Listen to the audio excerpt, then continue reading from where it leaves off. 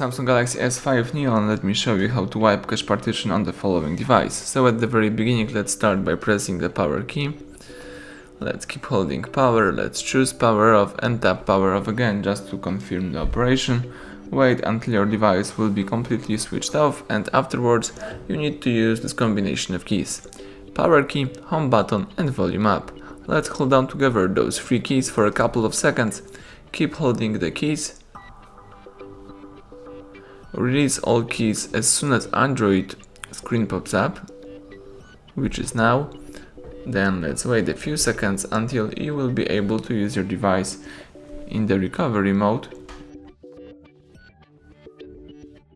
The Android recovery system pops up in front of you. Here you can navigate by using both volume keys and confirm options by pressing power key.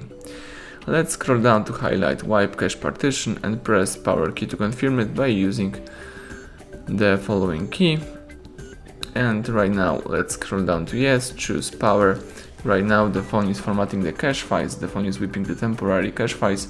What's really important, your personal data won't be affected. And as soon as Android recovery pops up again, let's press power key to reboot system now. And the device is simply restarting into the normal mode. Let's just wait a few seconds.